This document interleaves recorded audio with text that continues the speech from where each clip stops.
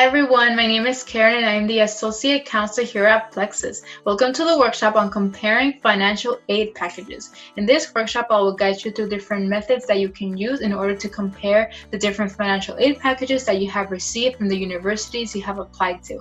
And with that said, let's go ahead and get started. Let's start off with some basic terminology of what you will see on your financial aid package.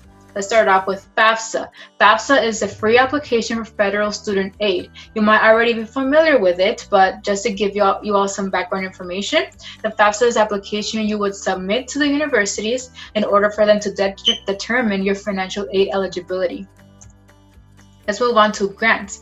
Grants is a form of financial aid that does not have to be repaid. For example, the Pell Grant. Now, this one is very similar to scholarships in terms of grants are a form of money that does not have to be repaid for educational purposes.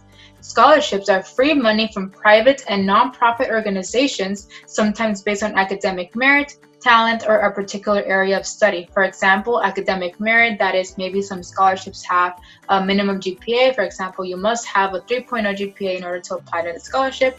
Talent, for example, maybe some scholarship says that you must play an instrument in order to apply to that scholarship, or a particular area of study, which means that they require you to major in something specific. For example, major in STEM in order to apply for that scholarship.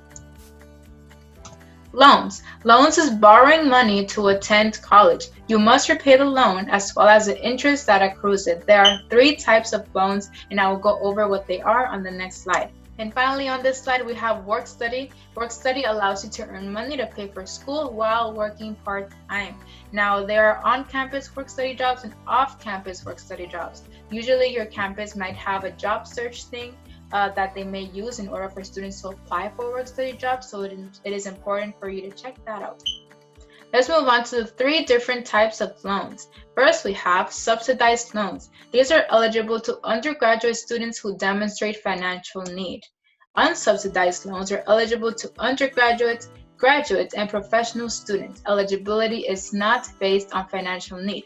Now, as you can see, there are 2 main differences between the subsidized and the unsubsidized loans, and I know that they can get a little confusing. Now, subsidized loans are only eligible to undergraduate students specifically.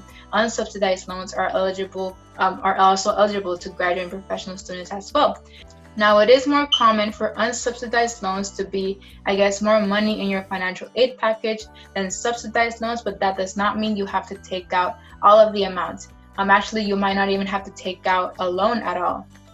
And finally, we have the Direct Plus loans. These are made available to graduate and professional students and parents of dependent students. That is, it is also available for undergraduate students, but more specifically, it is available to the parents. So the parents can take out a loan for you if they would like. And the eligibility is based on a credit check. Here are some questions that you should ask yourself when you are comparing your financial aid packages.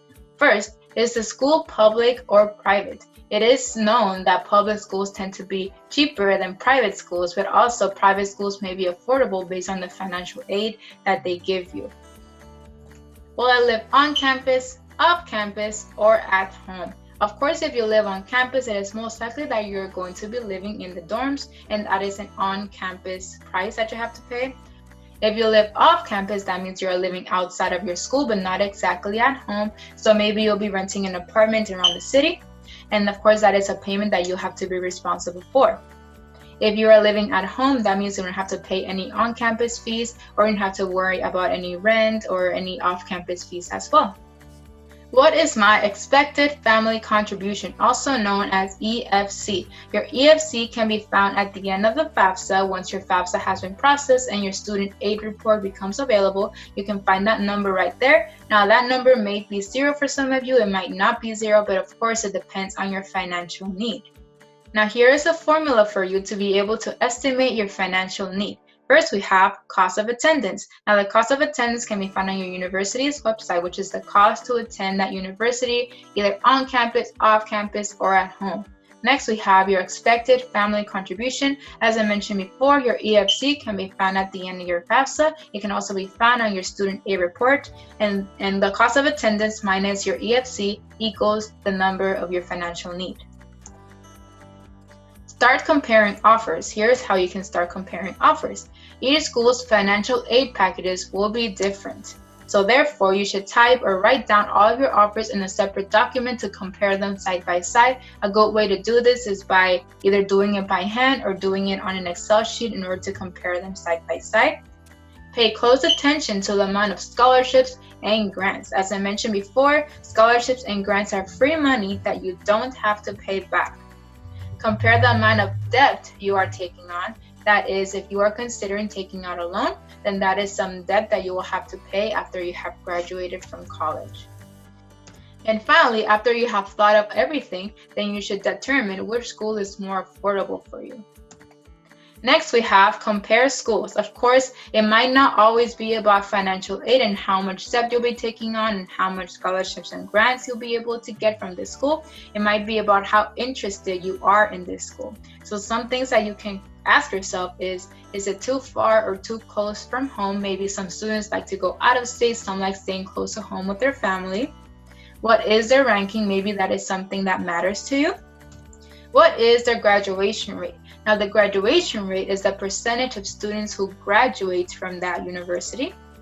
And finally, do students graduate with debt? Of course, this one may be of interest to you because this is a financial aid workshop. So this one, you might want to do your research and maybe ask some previous alumni from the university if they have graduated from debt.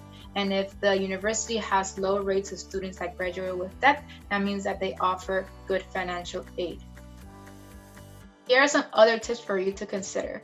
First, ask schools how much financial aid you will be expected to receive in the upcoming years. Of course, this is just your freshman year. Your financial aid offers are just for freshman year. So maybe you should contact your financial aid office to see how that financial aid will compare to the sophomore years, junior year, and your senior year at that university. Continue applying for scholarships. Of course, there are thousands of scholarships for you on the internet, so you can go ahead and keep applying for scholarships. Of course, there are also scholarships available for those students who are continuing their studies at a university.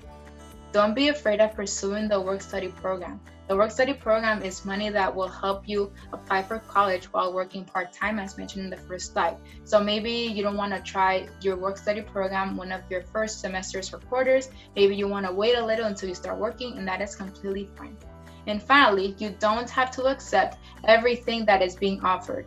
I say this mostly because of loans, as I mentioned in the previous slide. Maybe you don't even want to take out a loan at all, and that is completely fine. Or maybe you don't want to take out the whole amount, and that is completely fine as well.